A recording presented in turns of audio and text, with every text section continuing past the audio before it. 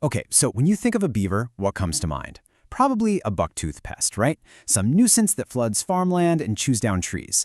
But what if I told you that same animal is actually one of the most powerful and, get this, cost-effective ecosystem engineers on the entire planet? Today, we're going to explore how these critters are being recruited to fight drought, prevent wildfires, and literally bring entire landscapes back from the brink. And it all starts with one of the most unbelievable conservation projects you have ever heard of. So let's kick things off with one of the strangest, wildest chapters in American conservation history. Seriously, this is a tale that sounds like it was ripped straight out of a cartoon, but I promise you it is 100% real. Take a look at this. What you're seeing is a specially designed crate that just landed after being dropped out of an airplane. The place is Idaho. The year is 1948, and inside that box, a live beaver. That's right. After World War II, the Idaho Department of Fish and Game used surplus parachutes to airdrop beavers into remote wilderness areas. A special delivery indeed. I mean, this picture just begs the question, right? Why on earth were they parachuting beavers out of planes? It seems totally absurd, but the answer really gets to the heart of a major conflict between us humans and the natural world. A conflict that, honestly, we're still trying to figure out today. Well, the logic was surprisingly practical. See, as towns were expanding, people started complaining that beaver dams were causing flooding and property damage. But instead of just getting rid of them, officials in Idaho realized these animals were actually incredibly valuable. So airdropping them into the remote Chamberlain Basin turned out to be cheaper and safer for the beavers than trying to haul them in on horseback. In the end, 76 beavers got a new lease on life and a new job, all thanks to this completely wild idea. But here's the thing. This wasn't just about moving a few pesky animals around. The real reason those beavers were so desperately needed out in the wilderness points to a huge environmental problem that has only gotten worse over time, and that is, our rivers are in serious trouble. Just look at that number for a second. 140,000 miles. To put that in perspective, that's enough to wrap around the entire planet almost 6 times. Across the American West, decades of human activity, damming, diversions, you name it, have totally re-engineered our waterways. And this really gets to the core of a massive misunderstanding we've had for a long time. We've treated our rivers like plumbing, like they're just pipes to move water from point A to point B as fast as possible. But a healthy river is so much more than that. It's a dynamic, breathing, living system that supports the whole landscape around it. You can really see the difference here. On the left, you've got a healthy, living river. It meanders, it spills over its banks onto the floodplain when the water's high. That whole process recharges the groundwater, it filters out pollutants, and it creates this amazing habitat for fish and birds and all kinds of plants. But then, on the right, you have what we so often created, a deep, straight canal. Water just shoots through it, eroding the banks, and it offers pretty much zero ecological benefit. It's sterile. So the big question is, how do you even start to fix a problem that spans 140,000 miles? Well, you don't call a construction company. You call in nature's original civil engineer. You know, scientists have a special term for animals like the beaver. They call it a keystone species. Think about an archway made of stone. The keystone is that one stone at the very top that holds the whole thing together. If you pull it out, the entire arch collapses. Well, beavers are that critical piece for their ecosystems. Their impact is just massive.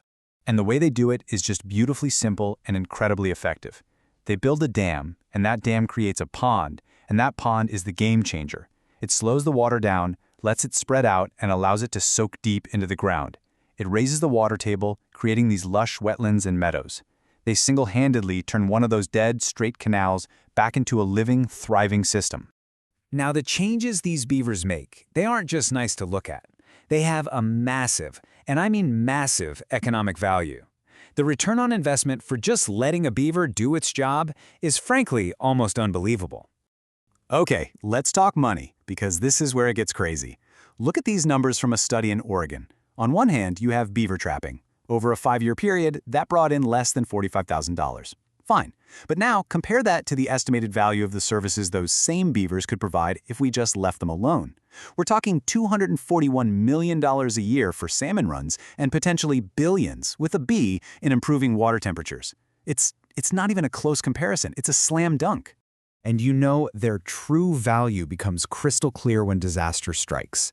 After the massive sharpest fire in Idaho, people flying over the completely blackened landscape saw this incredible sight. Right in the middle of all that ash and devastation was this vibrant green oasis, totally untouched by the flames. And the reason? It was a beaver wetland. It's a pretty simple concept, right? Water doesn't burn. That whole network of ponds and wet, saturated soil that the beavers created acted as a perfect natural fire break. By keeping the landscape hydrated and resilient, they are literally one of our best and cheapest defenses against wildfire. So today, the spirit of that 1948 Beaver airdrop is still alive and well. But, our methods have gotten way more sophisticated. We've basically traded in the parachutes for behavioral science to give these little engineers the absolute best chance of success. A great example of this comes from a program in Utah that has the fantastic name, the Beaver Bunkhouse. Before they release a beaver out into the wild, the researchers basically give it a personality test. They measure things like how bold it is, how it reacts to humans, and how much it likes to explore. And this testing is combined with all sorts of other modern tools. Scientists will go out and build what they call beaver dam analogs, or BDAs. They're basically starter homes, designed to encourage the relocated beavers to settle in. Then they use radio tags to monitor them and track what happens. It's this really cool, data-driven approach that helps them figure out exactly which beavers are most likely to stick around and become successful restorers. So, all of this, the crazy history, the modern science, the mind-boggling economics, it's all leading to this profound shift in how we think about restoring our planet. We're slowly but surely realizing that a lot of the time, the best thing we can do is just get out of the way and let the real experts get back to work. This one little anecdote just says it all, doesn't it? In one area, a $1.2 million human restoration project got tied up in red tape for 7 years. Nothing happened. Then, a single family of beavers moved in and built the exact structure that was needed, in the perfect spot, for free. They just did the job. Which really leaves us with this final thought. In a world full of really complex, super expensive, and often ineffective environmental solutions, maybe we're overlooking the most powerful partners we could possibly have. If we can get this much incredible value from just rethinking our relationship with the humble beaver, what other natural alliances are we missing out on? What other so-called pests are just out there waiting to be rehired?